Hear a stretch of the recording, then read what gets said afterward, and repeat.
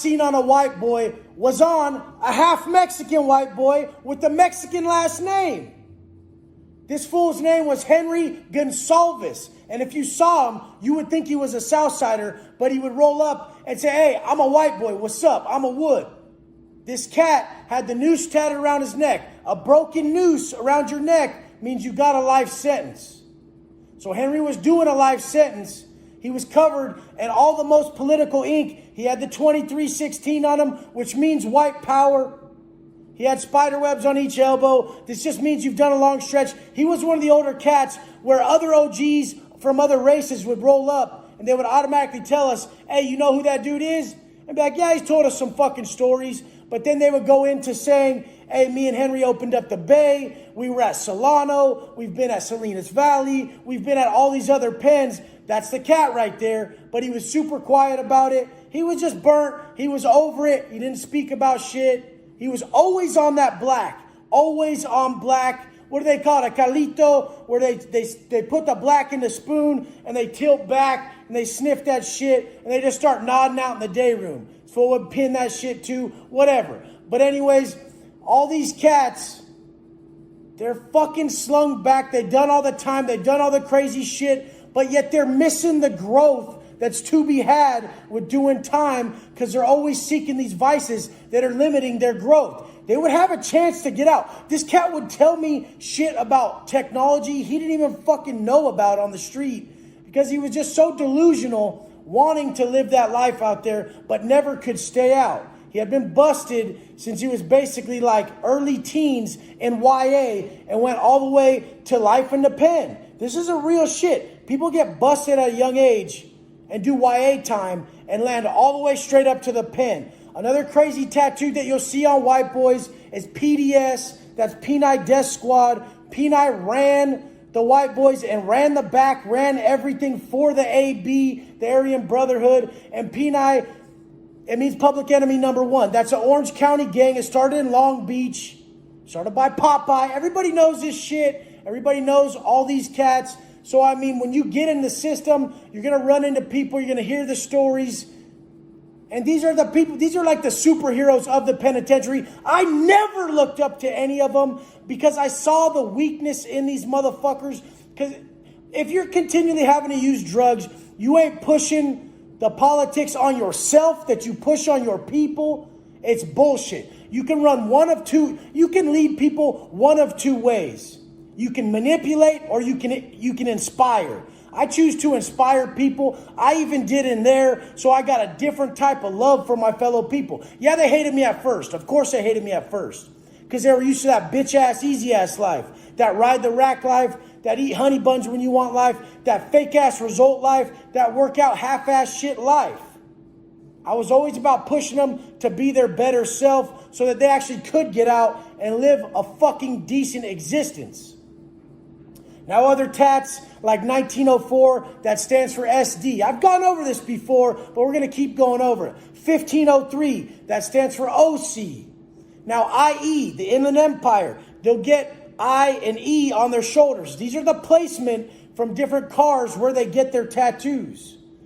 If you get bolts, if you get lightning bolts, that is a mark that you've put in work for your people. If they're white, you see how my tattoos are white? How everything's negative shaded. My day goes negative shaded. My 1904 on the back of my legs is negative shaded. The SoCal on my quads is negative shaded. That means I put work in for my people because it's white. If that shit is filled in, if your bolts are filled in, if your letters are filled in black, that means something completely different. It usually means you stabbed another black while you're in a riot. That means a white boy put in his work on a black during a riot. He stabbed him. That's how you're going to get something filled in. Other cats may just fill shit in, but back then, that's what that fucking meant. So there's different times for different shit. I mean, skinheads get ruins. This is like their fucking shit. I never heard of Odinism ever on the street. I didn't even know what that was, being an Odinist. But in prison, this is actually a religion. This is a religion for skinheads and white boys.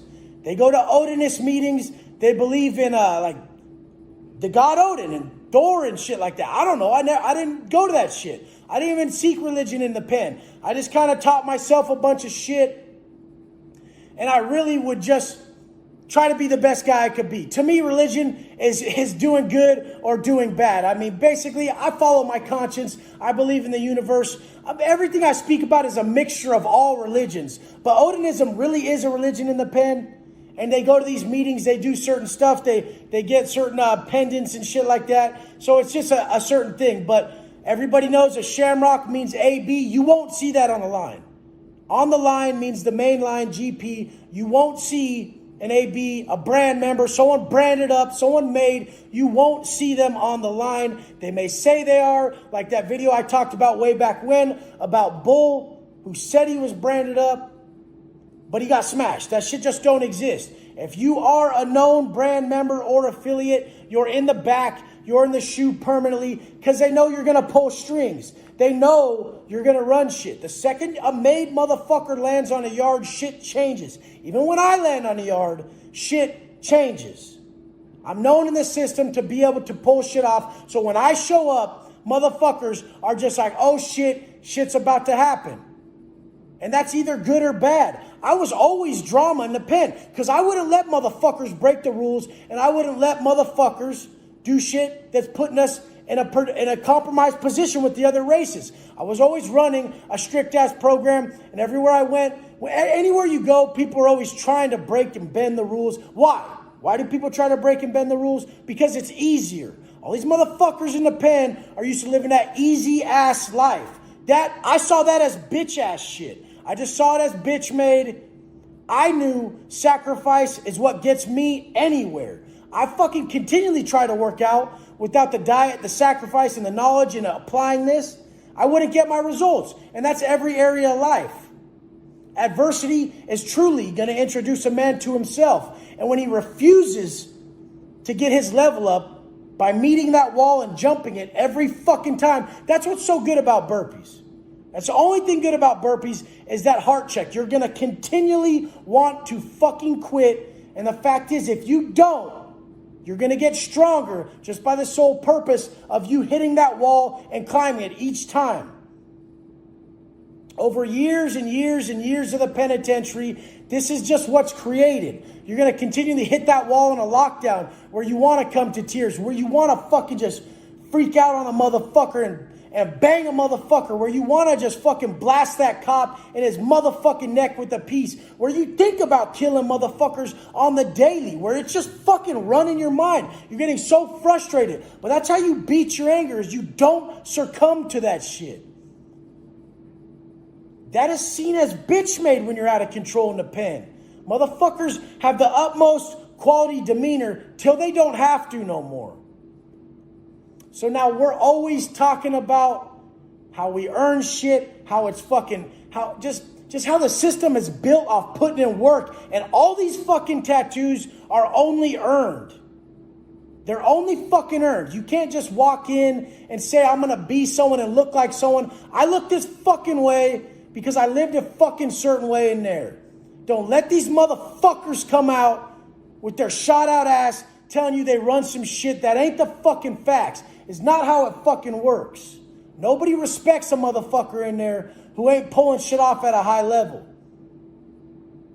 100%, if a motherfucker rolls in there talking some high power shit and isn't running a solid program, isn't earning his stripes, he's definitely not going to make it. I've ever been in. This was AdSeg in Vista County, and there was some tripped out characters in here. I actually was in there for a riot that happened in Upper West pod. This was the high power pod at this facility. There was a riot. They split the white boys up. We rioted with the Southsiders, and they split the white boys up. They sent me to they sent me to E4. They sent the other white boys to different AdSeg modules. But anyways, E4 was just plain tripped out. I roll up in there, and everyone's like, hey, you know who's in here? I'm like, because there's about 3 GP guys in there. Trips from TCF, and then Caven from Lakeside Gangsters, and then me. And so I roll in, I talk to the white boys in there that are down, and these are solid dudes. But anyways, they're like, you know who's in here? And I'm like, what? Well, who? And they're like straight up, Michael Malil, the Indian guy from the 40-Year-Old Virgin. So the movie, The 40-Year-Old Virgin, the Indian guy in the electronics store, not the real old one, but the middle-aged one, had stabbed his chick 22 times and was looking at a life sentence in Vista in San Diego County. But we were at Vista Jail, Vista Courthouse.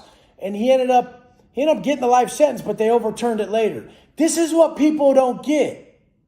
They're like, hey, Wes, people write me all the time. They're like, hey, Wes, so I had a strap on me. I blasted this fool in his knee, and then I had some dope on me. What's going to happen to me? I'm like, dude, that don't even matter. Like, everything's a factor. The judge, the prosecutor, the current politics, the conviction rate, like, everything's playing a factor. Like, you can never, ever judge two different cases. I know someone who will get an attempted murder and get life for it. Then I know someone who will smoke 3 people and get 12 years. So this is a difference. Like, you can never compare two cases. It's just the luck of the draw. Like, depending on how they want to burn you, they'll burn you. If they want to hook you up, they'll hook you up. But anyways, there were some tripped out characters in here. I go to the homie Trips from TCF. I go to the homie Cave-In from Lakeside Gangsters. I'm like, what's up? Who else is in here? Because these are PCs and shit. And they had been in there a minute, so they just caught wind. Like, we don't talk to PCs. We don't acknowledge them. We don't talk to them. There's nothing said to them. If they come up to your window, they're knocking on your window. You don't even fucking salute. You don't even, like, signal back to them. You don't even tell them to get the fuck out of here. You don't flip them off. You don't do nothing like that. You give them, pay them, no mind. They don't exist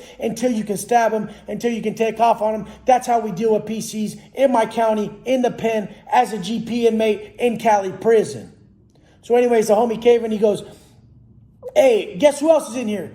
I'm like, who? He's like, that fool Red from NLR. And so NLR is the Nazi lowriders, otherwise known as the Ride. And so Red has I can see him walking around in the pod, you know. He's got a swastika in the middle of his forehead, and he's got a NLR on his back. NLR like in sign language on his back.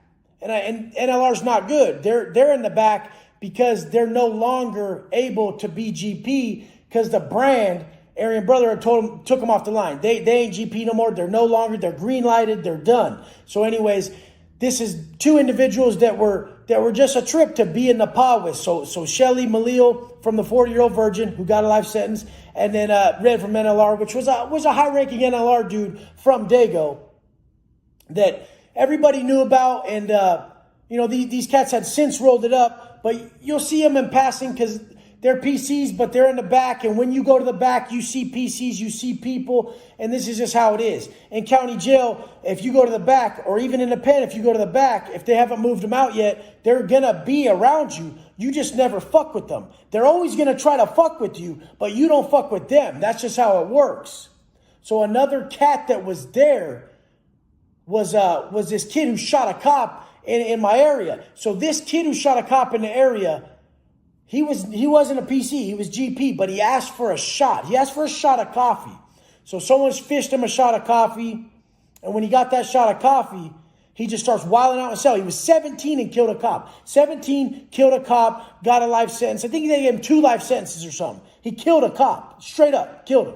Shot him and killed him. So, I mean, he had like 2 life sentences or a life sentence or something. But anyways, this kid was 17 years old. He drank that shot of coffee. He starts wilding out in his cell, and he fucking hung himself. This was the only time that I had been around someone who actually killed themselves in the pen that way. Other times people killed themselves. I knew they killed themselves because they got black, and they got that black that was super good. Like, when people OD on black, and everyone knows it's really good, everybody wants that shit. They're like, oh, is that the one that killed so-and-so? Fucking shoot that shit. So then they get that black, and they'll just do a fucking mad issue, a big-ass issue, and they'll fucking try to kill themselves. That's the only way I've seen people kill themselves, by ODing on purpose. I knew they did it on purpose. Other people would act like it wasn't, but we knew what was up. But anyways, this was the only time I saw someone actually hang themselves. And it was some fucked up shit. This pod was fucked up, but county jail's fucked up. Why is county jail more fucked up than the pen in this aspect? Because people just got busted. They're in a highly sensitive emotional state. They think their life's over. Most of them have never been to the pen. So they're getting told these stories. Motherfucker, you're going to have to stab someone. Motherfucker, you're going to put in work, this and that. And fools crack. They crack tough as fuck. Fools bitch up. They'll piece you up right there at the gate. Fools will fucking just straight kill themselves. Like this kid, he knew he had 2 life sentences. He was just a 17-year-old lost kid. So he killed himself. But fools will straight OD. They'll find some dope and they'll take way too damn much. I mean, this is just a reality of how fucking just being in the hole in county jail and fools are looking at mad time. That shit's fucking just straight up pain. I'm sitting there fighting a massive case, sitting there on 23-hour-a-day lockdown, and all I can think about is I'm getting that trash bag out of the trash can every time I come out. I get that trash bag, I make sure I made myself a water bag, and I just start banging. And I never took a day off. I just saw the future. So the best thing you can do when you're facing some pain is work on what you can. Don't sit there and focus on what you can't. Get yourself in that positive mindset from a workout, and you'll see how it's going to end up good. This is the only way I made it through my time. Is how else could you see such a grand vision at the end of a fucking dark-ass tunnel 10 years later? I just stayed focused on what I could do every day to build that individual. And I never stopped, not from that moment. Just went hard every day. And what I went hard for wasn't to look all buff or be this certain way. It was to get me through my day. I needed that positive mindset to just say, hey, I made it through today. I can make it through tomorrow. If I can make it 2 days, I can make it 4,000. And I just kept grinding. And that's the fucking secret, is to just never give up. If you never give up in the hardest of times, people believe in a higher power. People believe in something greater than themselves. But yet they don't believe they're rewarded when times are stacked against them. I always feel like if times are super tough, if the adversity is thick, it's the worst situation ever, and you still hold tough, I feel like you're rewarded tenfold. And I believe this is what's happening. So when you're faced with the most adversity you've ever faced, the hardest of times, just know when you face that shit like a real motherfucker, you're going to be rewarded tenfold. So I'm sitting back there with Caven Fan from Lakeside Gangsters. I'm sitting back there with Trips from TCF. And we got a little bit of weed. We got some batteries. We got some weed. We're smoking. We're trying to just get through this stupid ass fucking whole time. So I had like 180 days in the hole from the shit. And then I kept wiling out on the staff. So the fucking, they kept stealing my water bag. And I told the captain, I said, motherfucker, you keep taking my fucking bag. I'm just back here working out. Leave me the motherfucker alone. I'm looking at 25 right now. Like, just don't fucking agitate me. It's a motherfucking water bag. And most COs, they would be cool about that shit. But this was some captain. He had a stick up his ass. He was just wanting to be a dick to a motherfucker. He was flexing for the other motherfucking new booties. The new booty officers, he was flexing for them like, hey, I'm going to take Watson's bag and shit. They knew what they were doing. They were trying to agitate me. They got to me one time. And then what they do, they stuck me in the BMU, the behavior modification unit, the fucking cell with the fucking straight fucking, just a bed in the floor with the window flap and the fucking light on 24/7. They stuck me over there for like 3 weeks. It didn't do shit. All I did was read the Bible cover to cover like 5 times. I really thought, this is crazy, this might piss some people off, but this is the reality of what it is. I really thought at that time of my life, I thought the Bible was, this is real. I thought the Bible was just so confusing that that's what its purpose was. To just, when you're going through hard times, to just read the most confusing thing in the world to where it just literally distracted you from all your pain. This is really what I thought. I was not the person back then that I am now. I was focused on like the stupidest shit. Like literally I was still focused on, I'm getting out. I'm going to go back to hustling. I thought I was going to beat this case. They don't got no shit on me. They're going to drop the charges. I'm going to beat this shit. Like I was still in some fucked up ass place. And I didn't know myself like I do now. I hadn't been through the pain I hadn't been through the adversity that introduced me to myself. When we know ourselves, we truly get to know everybody else. And that's why I always use the term universe. I don't use the term fucking Jesus or this or that. I have my own beliefs. And I don't like to push nobody away from my message. I feel like all our message is the same. It's all coming from the source, whoever your God is, whoever makes you decide to be better. And everybody says a lot of my beliefs come from Buddhism, Stoicism, Christianity, and they do. I believe they all come from the same source, the universe. So until we just face ourselves, we face that motherfucker in the mirror and see our problems, we'll never be able to pull these answers in. And I know the source of all these answers is one emotion. The single emotion that opens the door to higher intelligence is gratitude. And when you work tirelessly for a vision that you have that you're not even going to be able to put into play for 10 years, you will teach yourself a different form of gratitude. And that's why I teach long view, you guys. Everything you're working towards, work towards it and commit to it for life. If you want to be a better man, that's a commitment for life. If you want to pursue some certain career, that's a commitment for life. They say the genius equation is 40,000 man hours. So easily put, that's 5 days a week, 8-hour days, for 8 to 10 years. So I mean, put the work in, focus on those base hits, stack those daily wins. Don't catch yourself in some weird ass pod with individuals like this. And if you do, stay focused on the grand vision. And what happens after it already did? Let's start with what happens right before it's about to kick off. Every race starts grouping up. You can feel the energy in the building just splitting. It don't matter what's going down. If the homies got a problem with the blacks, then we're on one side of the day room with the homies. It's the whites, the Pisces, and the homies over here, the Southsiders, and the blacks and their people, whoever's rolling with them, they kind of do separate stuff on the other side of the day room. The others might be grouping with them. The others might be jumping with them. The Northerners might be jumping with them. But in all reality, most of the riots I've ever seen were between the Southerners and the blacks. Every time, these were the biggest ones. In Centinela, the biggest one cracked ever on Sea Yard. It just went up crazy as fuck. But you knew it was going down because it was hot outside and every black had their jacket on. Everybody that possibly could take a jacket out wore a jacket. And now you're just knowing. You're knowing it's super hot. These fools got their jackets on. They're trying to protect themselves from getting booked. They're trying to protect themselves from getting hit with the piece. Them jackets that they give you, they're thick denim. I mean, you could literally save your fucking life with one of those jackets. But the fact is that fools have the utmost highest demeanor before this shit cracks. Everybody is built off of respect in the penitentiary. So you can go around and you'll see normal people with this. They'll have the respect, though. They'll shake your hand. You'll just feel nothing but good energy from them until it's about to crack. And that's the facts. A good man isn't some bitch-ass man who isn't capable of extreme violence. A real man, a good man, is capable of extreme violence and willingly forgoes that. But in the penitentiary, there's different rules at play. You're not going to be able to just sit back when your people are getting down. I've seen an old-ass motherfucker with a cane not jump and get his ass handed to him because he thought he could just lay down, because he has a cane, because he can't really fight, because he's elderly. Motherfucker came up after and said, oh yeah, motherfucker, you don't care about my life? Pat, pat, pat, just got him like a motherfucker. This is how it works.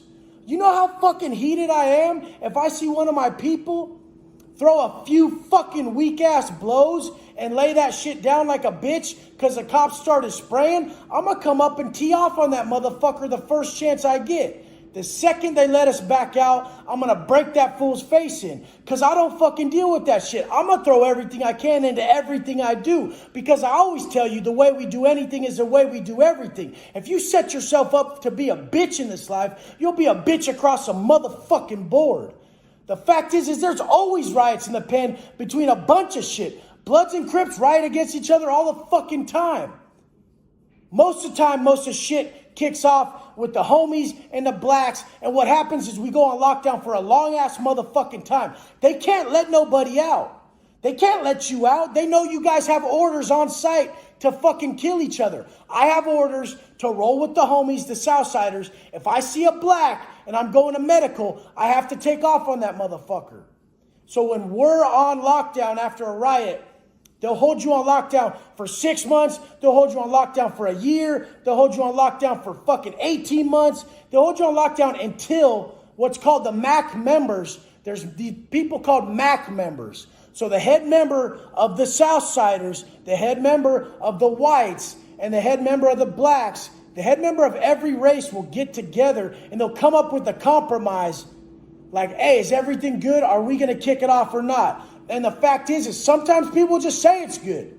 Like, what if someone fucking stabbed and killed your boy in front of you? Fuck you gonna do? You already got a life sentence. Who gives a motherfuck? We're gonna wait till we get out and we're gonna fucking handle business.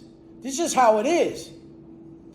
Motherfuckers will put their peg in their damn door when you're rolling out, when anything else is going down, and they'll pop their door and fucking start teeing off on you with the piece. All fucking day this happens all the fucking time. But the fact is, the biggest fucking thing is that they could also be your fucking friends. You could be homies with some Southsiders. You could kick it with them. Like I kicked it with the homie Chucky and the homie Capone from LMP, La Mirada Punks. I kicked it with these fools all the time. Capone was a big-ass cat. Chucky was a ripped-ass motherfucker. I used to chill with these fools all the time. One time when it was about to kick off, I saw that we're about to fucking have to get busy with each other. We just skipped each other, and everybody went teeing off on everybody else. That's what happens. You just end up going to the people you don't fucking like. Because there's always people of some race that you don't fucking care for. And hey, guess what? I got to get down. I'm going to choose that motherfucker. So that's how it is. I mean, don't ever just take anyone as one way. I have massive anger problems. I have massive amounts of positivity. In all reality, someone who's capable of one is capable of the other. And that's the power behind it.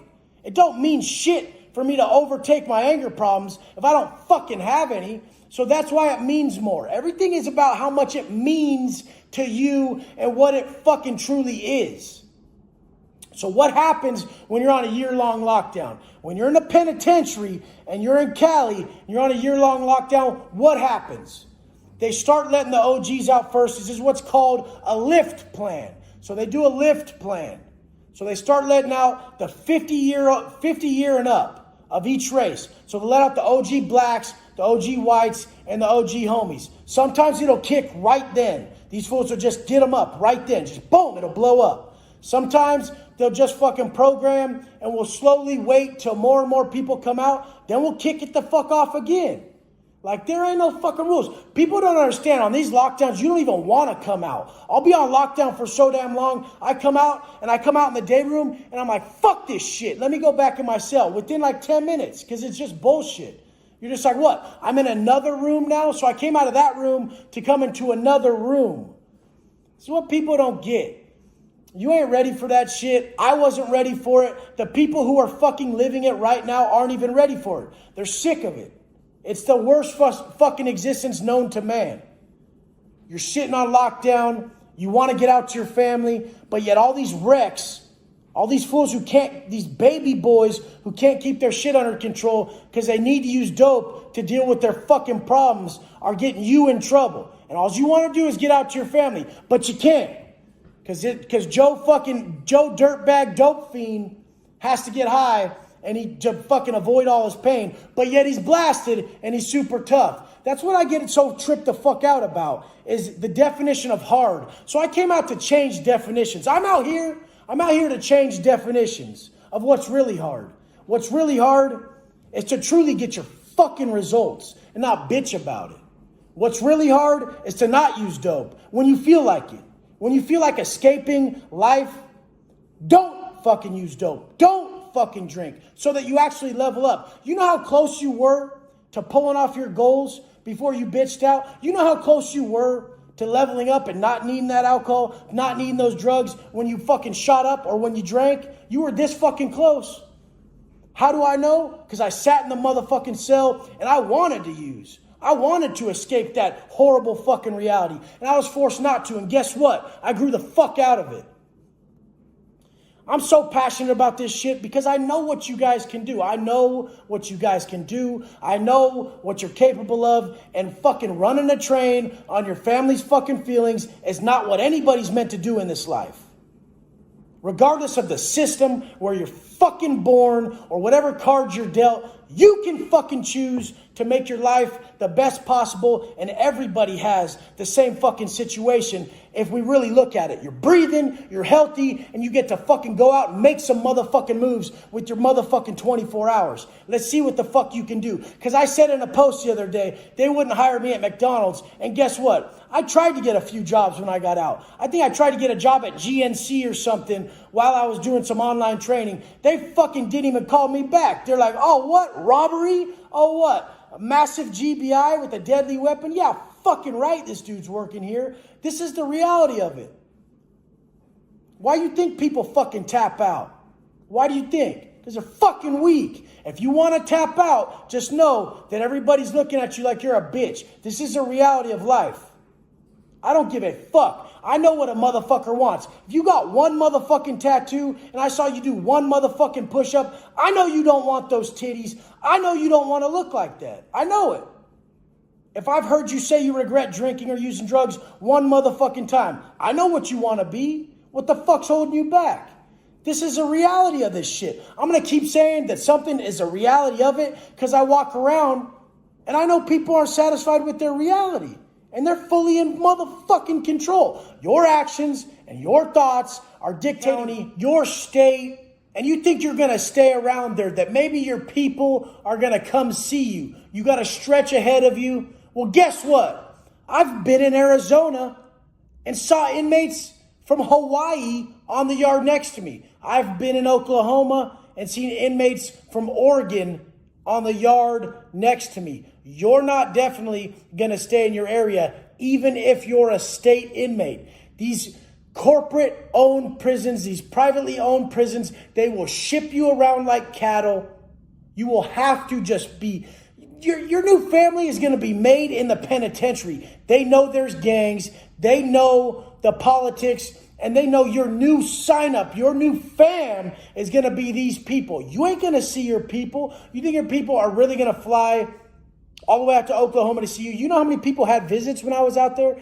Probably like 3 or 4. My grandma, my old-ass grandma, came rolling up. She drove out there. She happened to be out that way on a trip, and she drove by, and she's like, she rolls in and wants to see me. They wouldn't even let her see me. So the fact is that don't think you're going to be right down the street. Like I said, there was Hawaii inmates when I was in Arizona on the yard next to us. We'd see them out the windows, and they'd be wearing their shower shoes to yard because these were like Samoans and shit, and they're just cruising like straight up shower shoes, taking their shoes off on the yard. Like, this is all stuff that white boys and this is all stuff that GP Cali inmates trip on. As a GP Cali inmate, you will never take your shoes off on the yard. If someone takes their shoes off on the yard, you're tripping. If someone takes a shit on the yard, you're fucking tripping. People don't take a shit on the yard. People don't do none of that. People don't fucking sit there and sunbathe. You're hitting the bars. You're walking laps. That's about it. So these other states, these other things, they're just different than us. We politic really hard. We police our people really hard. Why? Because honestly, when you give people too much slack, when you're too nice to people, their accountability goes out the window. We want high accountability, so we run hard. The tough love is at a fucking exponentially crazy level. We want the best for you. We push on you. Adversity builds character. Hard times build character. Adversity introduces a motherfucker to himself. If I let you live that soft-ass life, how the fuck am I going to have you as a soldier next to me when that shit cracks? This is what we're doing here. It's militant. It's day in, day out. It's nonstop. Why do you think I can't stop? Why do you think I'm always up at the same time? Why do you think it's so hard for me to just adjust to society? I go to the gym, I do my normal daily program shit, and I come home. It's hard for me to fucking deal with normal society, but I don't even like the word hard, so I'm adjusting at my own pace. I've been out 2 years now. I'm still on parole. I'm on high control parole. High control. Got a 25-mile radius from my pad. That's the only place I can go, is 25 miles in a circle around my pad, or else I got to tell people. I got to hit my parole officer up. Hey, what's up, dude? Can I fucking go here? And he goes, no, fuck no, you can't. And I'm like, oh yeah, I'm glad I fucking asked you. So the point is don't put yourself in that position to have to deal with this. I even had a parole officer, check this out. I had a parole officer from Riverside, IE, which is close to me, 40 minutes from where I'm at. And he said, hey, I would love to have you come speak to my people. Would I do that? Probably not. But the thing is he asked me, And then I told him I was still on parole, and he said, oh, no, you can't come out here. They wouldn't even let me go out there to talk to their own people. So they're definitely not letting me do nothing that benefits me in any type of way, which is crazy because here we are trying to say we want to rehabilitate people and let them live their best life, but we're holding them back from jobs that can let them live their best life. It makes no fucking sense to me. Whatever. We play by the rules. We actually like when the rules are stacked against us, because you can't hold a motherfucker back. None of that shit. Not the fact that they won't hire your ass anywhere you go. Not the fact that you have to fucking just build your own shit. What's that going to do? What's that going to do when they deny you in life? It's going to make you stronger. What's that going to do when your people turn your back on you? It's going to make you have to fucking pull it off yourself. And guess what it's going to do in the future, hopefully?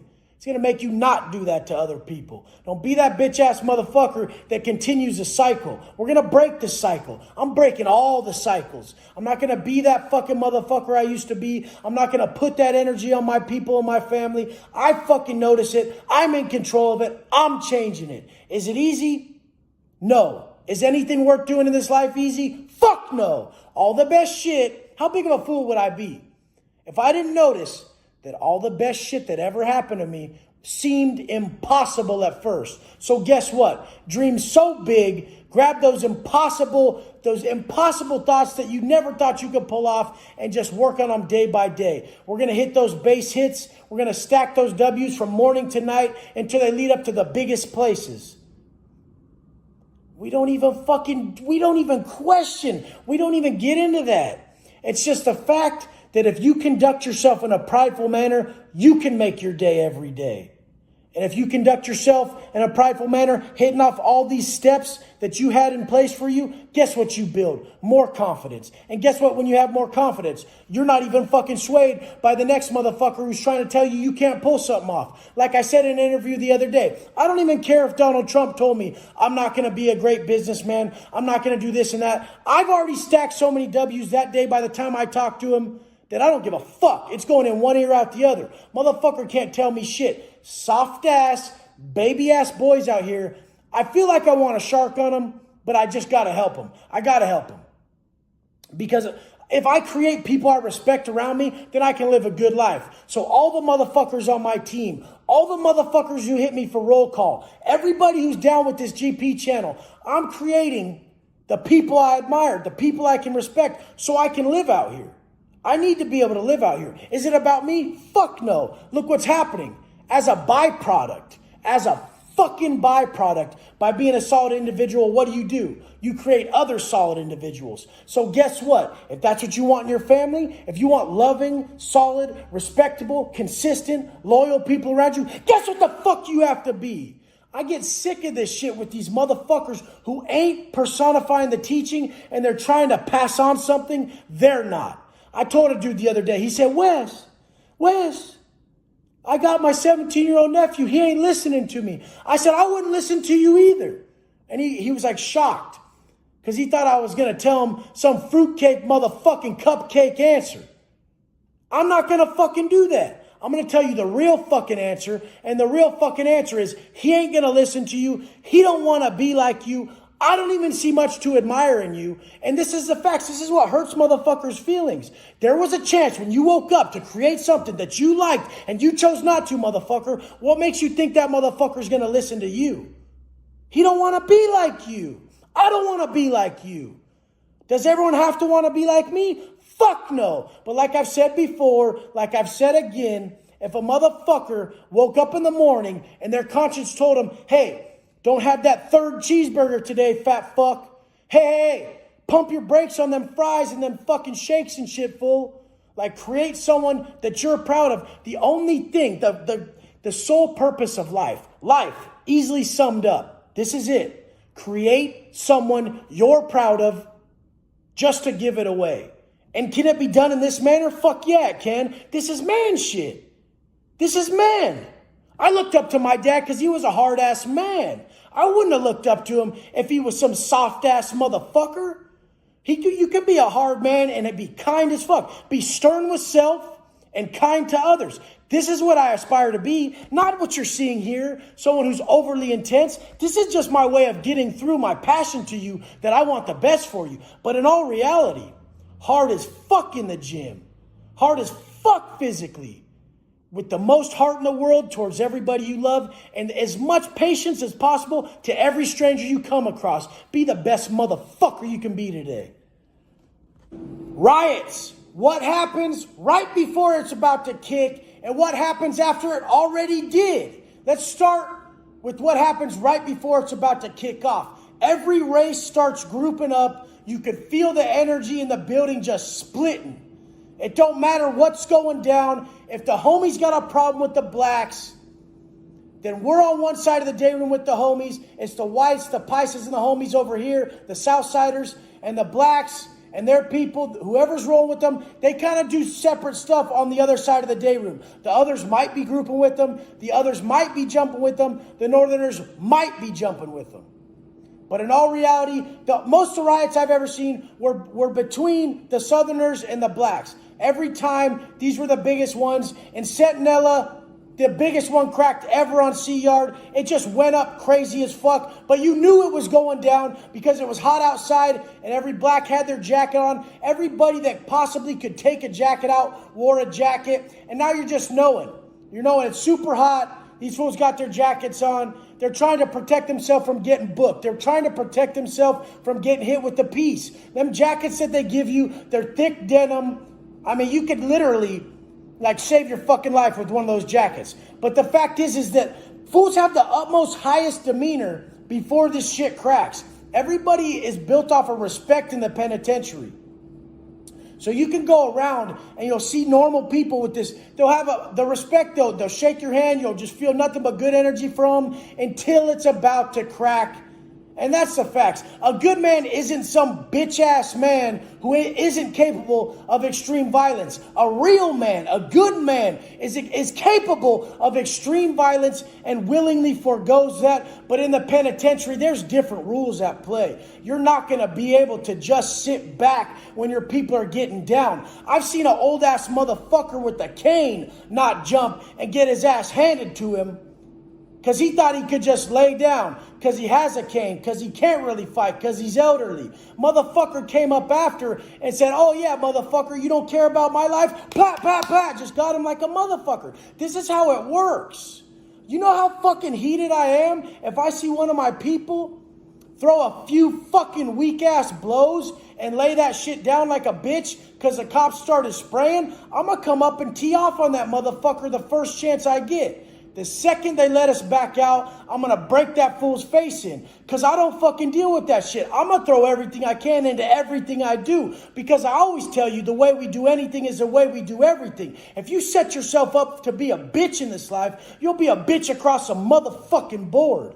The fact is there's always riots in the pen between a bunch of shit. Bloods and Crips riot against each other all the fucking time. Most of the time, most of the shit kicks off with the homies and the blacks. And what happens is we go on lockdown for a long-ass motherfucking time. They can't let nobody out.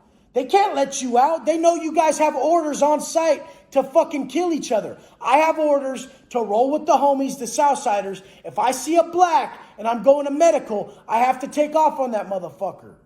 So when we're on lockdown after a riot, they'll hold you on lockdown for 6 months. They'll hold you on lockdown for a year. They'll hold you on lockdown for fucking 18 months. They'll hold you on lockdown until what's called the MAC members. There's these people called MAC members. So the head member of the Southsiders, the head member of the whites, and the head member of the blacks, the head member of every race will get together and they'll come up with a compromise.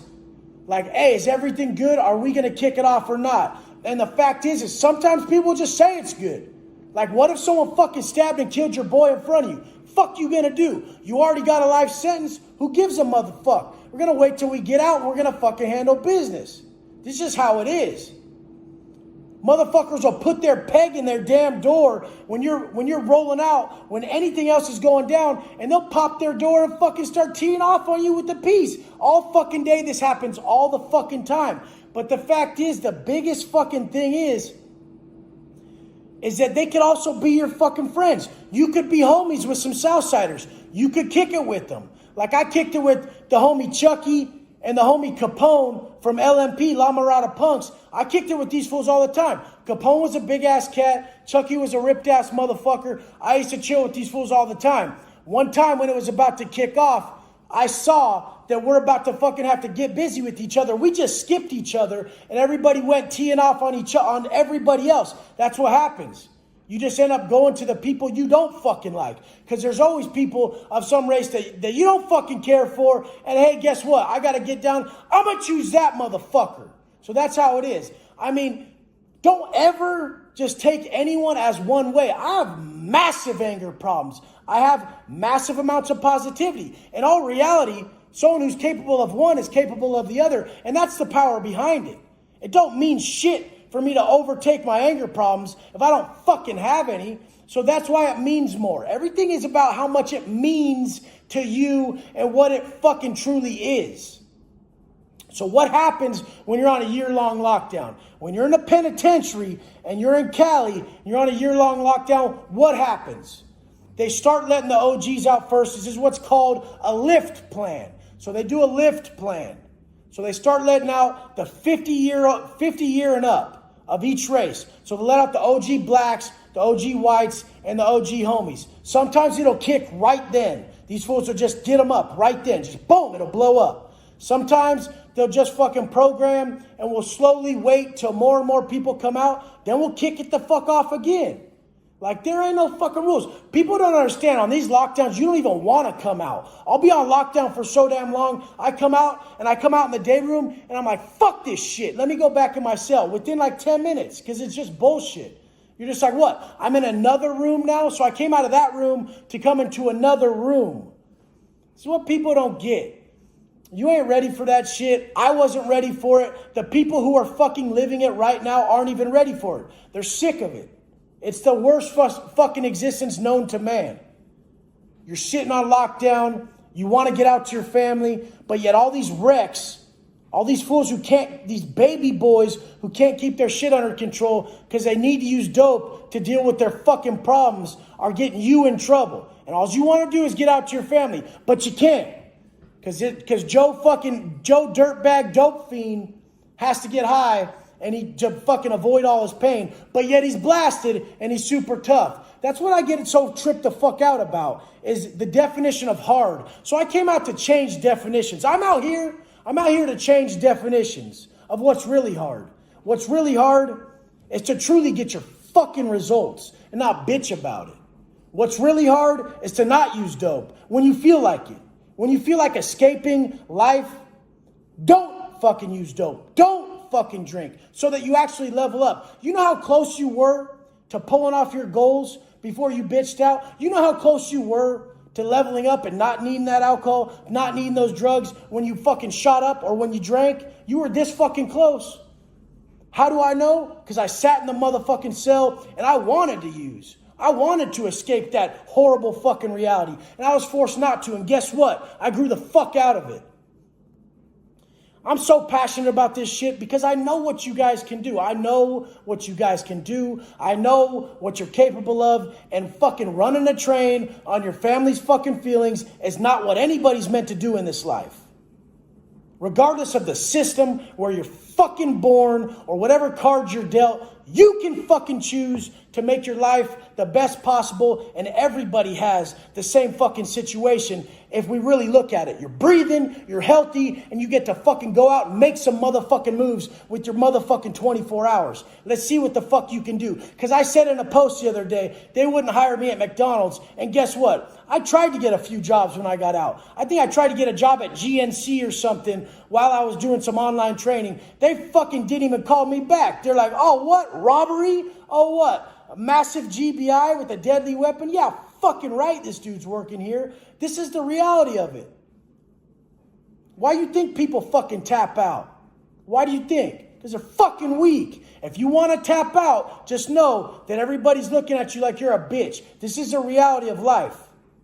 I don't give a fuck. I know what a motherfucker wants. If you got one motherfucking tattoo and I saw you do one motherfucking push-up, I know you don't want those titties. I know you don't want to look like that. I know it. If I've heard you say you regret drinking or using drugs one motherfucking time, I know what you want to be. What the fuck's holding you back? This is a reality of this shit. I'm going to keep saying that something is a reality of it because I walk around and I know people aren't satisfied with their reality. And they're fully in motherfucking control. Your actions and your thoughts are dictating your future, motherfucker. Is by far New Year's Eve because the calendars are about to change. Obviously, the first day is the day you're paroling, but the second best day is New Year's Eve because you're hitting another calendar. That's another year down. Everybody feels the light at the end of the tunnel, and it's getting clear that, hey, this time is passing. We are gonna make it. But just like on the street, everybody in the pen says, I'm going to quit doing drugs. I'm going to start working out. I'm going to do this. I'm going to do that. And I mean, there's nothing wrong with setting a New Year's resolution. A lot of people talk shit on it, but honestly, I don't. Want to know why? Want to know the craziest thing? My New Year's resolution last year was to start talking on camera every day. And that was the first time I did on my Instagram was last year, 2018, January 1st. And I just made sure that every day I did a story where I spoke and got comfortable on camera. The craziest thing about life is what we fear the most and our greatest weaknesses always become our greatest strengths. We become so proud that we overcame what was once a true weakness that it turns into something of empowerment. It gives us massive confidence and we just push forward with it. Try it. This year, I just want everyone to take what they're most afraid of, what's seemingly one of their biggest weaknesses, and attack that shit. This is how we level up. This was the game changer of my life. What I just hated doing. I hated speaking on camera. I knew I had shit to say, but I didn't like how I looked. I didn't like how I sounded. And it was the game changer because that's what we're blessed with by the universe. When we face our fears, face your fears. In the penitentiary, just like everywhere else, people get hammered. I'll never forget 2012 New Year's Eve when my cellie Steve got shit-faced, decided to get in the vent. The vent is the space between cells, which we talk through when we're on lockdown. So we're on lockdown and we're talking through the vent to each other. And he decides to get in the vent thinking he's being some cheery ass motherfucker. And he's just telling everyone, Happy New Year's.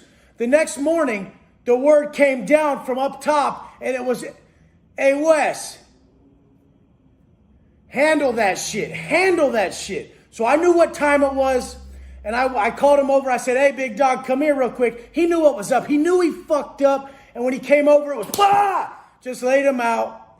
He kind of just was holding on to my arm as he fell down. He was an older cat, but this is how it works. It doesn't fucking matter. Nobody cares who you are. Shot caller, youngster, old cat. If you break the rules, you have to come out trademarked up. So now the homies had to see his face trademarked up. They had to see that he got fucked up for disrespecting them and being in the vent. Not everyone wants to be up at 12 on New Year's Eve. So the fact that he decided to wake them all up and act like that, he had to get handled, and he did. He took it humbly.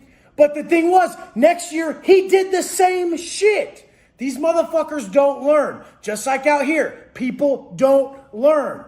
We will continually learn the lesson in life till we finally learn the lesson. And my goal on here is to show you guys to humble yourself. Learn these lessons before life humbles you. Before life humbles you.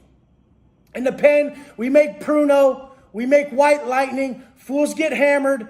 I mean, the whole thing is it's just like out here. But the fact is just like out here, when you don't stick to your New Year's resolution, when you consume all this motivation, you get all pumped up, you want to change, you say you're gonna, and then you consume this motivation and you don't see it through, what you said to yourself, what you said out loud, what you in your heart felt like sticking to. When something is powerful that you hear, a quote, a phrase, the wisdom of the ages, something said by someone motivational, when you hear it and you feel it physically and it's drawing you to make those changes, when you don't adhere to that change that you know you want in your heart, you fall under something called the law of diminishing intent. Look it up. This is a real universal law. It's like karmic debt. It's like everything else. The law of diminishing intent states that if we continually stop the path that we're undergoing for our growth, for our change, if we knowingly stop this path, every time we try to re-embark on the path, it becomes harder and harder. I abide by these laws without fail. The second I read something that resonates with me on a high level, I imply it in my life. It will empower you every day the rest of your life. If you hear it, it gives you motivation, gives you power, and then you denounce it at all by not acting upon it, you have just taken away from that universal fucking strength, that universal power exponentially.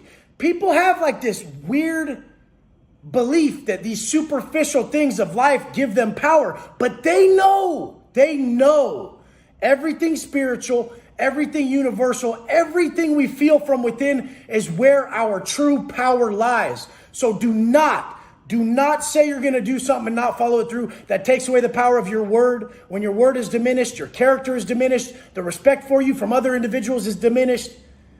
This is how we're in control. The universe is giving you a path, and once you embark on that path, see it through. See it through, because every time after that, you will fuck yourself if you don't see it through. We become oversaturated with a lot of this, a lot of the reading people do, a lot of the motivational speeches they seek. It's oversaturated. Take one quote from the shit I say, but implant it in your head and run with it. Don't read massive amounts of books. Read small amounts of knowledge, wisdom of the ages, quotes. Read small tidbits, passages that just get the wheels turning. Then apply them to an event in your life and gain the power from the universe. Get those chills. When a thought provokes a physical feeling like chills, how else is the universe supposed to talk to you? This is the universe saying, yes, yes, explore that. Explore that. So you have to explore these things. Stuff like life happens for you. I've been running off that my whole life ever since I read that. Every day that was in the back of my head. Now I live my life with my credo, with these main quotes that are running my life and keeping me on track. Life happens for you. The way you do anything is the way you do everything. In the back of my head, I sit in basically like a meditation stance in the back of my head, and I watch my mind work. It's habitual construction at its finest. I watch my mind work, and when I'm acting in a manner that isn't congruent with these quotes I believe in the depth of my soul, I'm just expelling them or accepting them. Accepted, expelled. Accepted, expelled. This action fits where I'm going in life, or this one doesn't. We must act this way, or else you're a victim of circumstance. People who don't believe the manner in which I speak, they're just saying nothing's under their control, that everything is just happening to them at will, that they're fucked, that they're not in control of their choices, and we all know our choices dictate our lives. Take care of yourself more than anything. Your mourning process is what is going to put you in the place you need to be in life. Don't end up in the penitentiary counting calendars, watching these people throw their lives away, just banging fucking shit in their arms. You guys are so blessed out here. You get to learn from motherfuckers like my dumb ass. I made the biggest mistake. The karmic debt was so immense that I had to sit down for 7 years before I felt that shit lift. I didn't feel my karmic debt lift till about year 7. And I knew when it lifted because everything became so clear. Quit putting all this karmic debt in your path with your little ass fucking problems. People, by selling out the universe, by selling out its plan for you, by selling out what you know better. As you get older and you know better than the shit you're doing, karma is instant. It happens to you right away. When you know you shouldn't talk shit to that motherfucker, when you know you shouldn't act in a certain manner, this shit will hit you instantly. It's instantly, especially for me, because I know better, because I've spoke these universal truths to everybody. We know all this shit's right. The golden rule has always been correct. Yet I continually fuck up with my anger. I'm getting better at it, but I continually fuck up with it.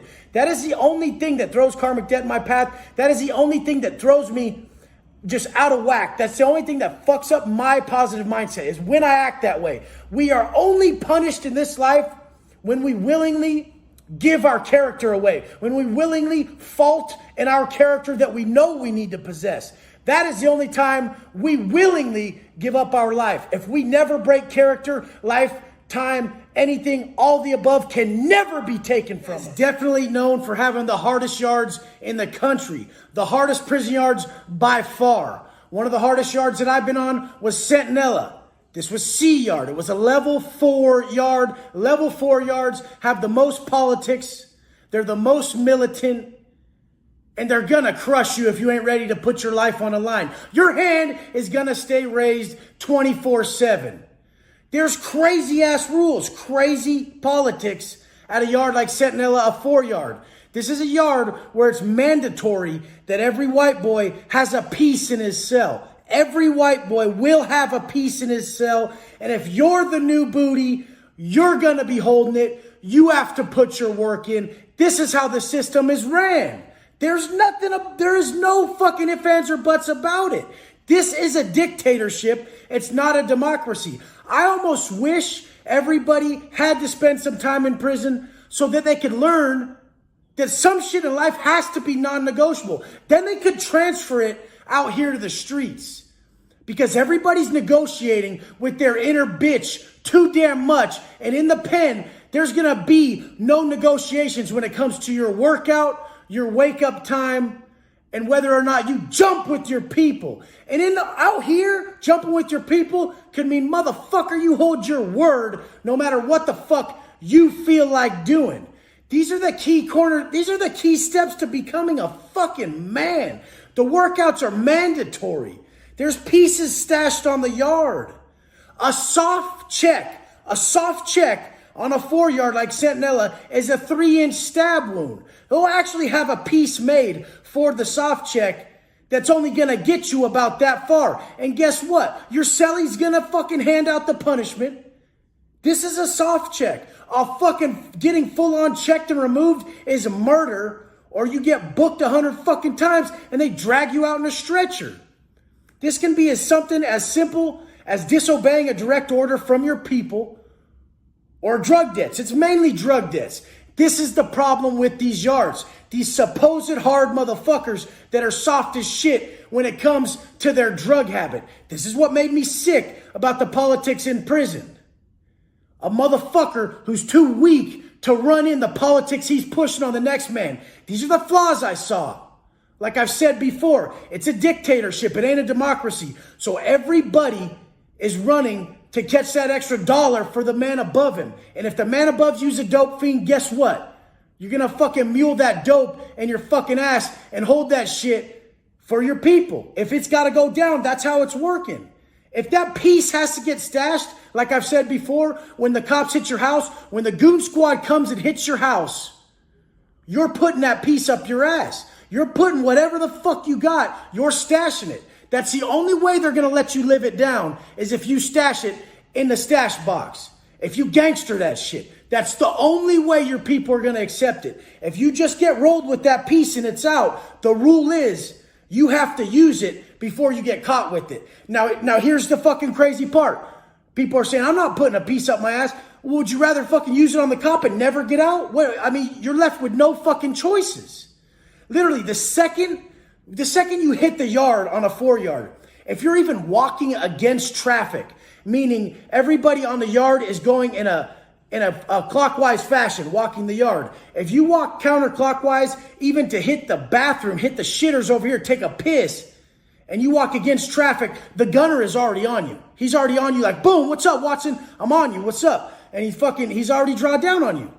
There is no fucking room for error. They don't give a fuck. The cops don't give a fuck. And your people don't give a fuck. The cops aren't going to give you no leeway. A motherfucker wrote me the other day and said, Wes, what do you do when the walls are closing in on you when you're on those mean lockdowns? Motherfucker, you sack the fuck up and you find any internal answer you can to get yourself through this. This is how life is. You find that internal solution when there's nothing external that's going to save you. You motherfuckers out here get saved so often with your ibuprofen, with your Xanax, with your alcohol. You're getting saved so often, you're never getting nowhere. You're never growing. When you're about to level up, you just fucking consume something that keeps you from jumping that fucking wall. So the point is in the pen, you're going to have to mind somebody. So don't wait till you get there to mind yourself. People always fucking try to ask me, hey, Wes, how do I get respect from people? How do I get respect from my son? I said, motherfucker, you don't even respect yourself. How the fuck you gonna get respect from somebody else? And oh, how do you know I don't respect myself? I'm looking at you, big dog. You're making choices all day that disrespect your own self. How is somebody else supposed to respect you? We know this shit subconsciously when we see a man who carries himself like shit. And when I see a motherfucker who carries himself in a fake-ass manner, and I see that fake-ass cold stroll on a soft-ass motherfucker from a mile away, I can tell that dude who walks in a normal manner that earned his shit. I can tell that dude, and that's a real dude. But that dude with that fake-ass cold stroll that's still physically soft, I eat those motherfuckers for breakfast. Just even on a handshake. They know who they are. They know who I am. They know who they're not. And this is the thing. I'm not bragging about it. I'm trying to solve this big ass problem out here. I'm trying to solve this massive problem out here of men not feeling like men anymore. By choice. You're choosing this.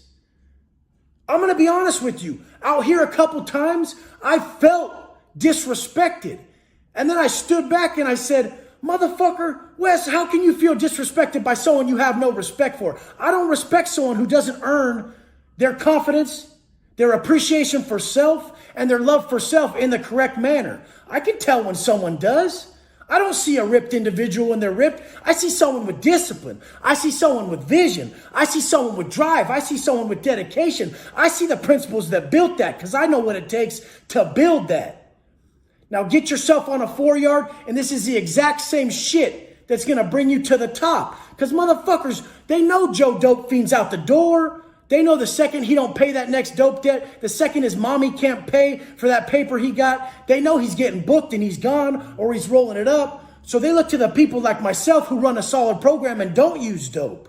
These are the people that are trusted. These are the people that stay around.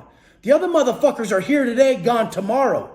Absolute power corrupts absolutely. So don't ever think a shot caller is fucking winning just because he's calling the shots temporarily. This is something that's more temporary than these fucking people's workout programs out in this motherfucker. Now, dead serious, I want the best for you guys, so I'm always sharing the best advice, the advice that worked for me. I'm sorry if it's fucking harsh, but that's what worked for me. I'd be more of an asshole if I shared to you something that didn't work for me. I'm giving you the exact fucking verbatim words that I use on myself. My self-talk. Hey, what's up, you soft-ass bitch, Wes? Get your bitch ass up. Done. I'm up. I ain't no bitch. I fucking answer to myself in the correct manner with action. I don't fucking debate. Oh, I ain't a bitch. I really don't want this. I really don't want to get that ripped. My wife likes me how I am. Motherfucker, she's just telling you that. She's just telling you that. And guess what? Do you like how you are? Because if you don't like how you are, nobody else does either. This is fucking obvious. Step your fucking game up this year. Answer the call to your conscience. You cannot tell yourself that you just love yourself, that you appreciate yourself, or that you respect yourself. This is fucking action. It is not words.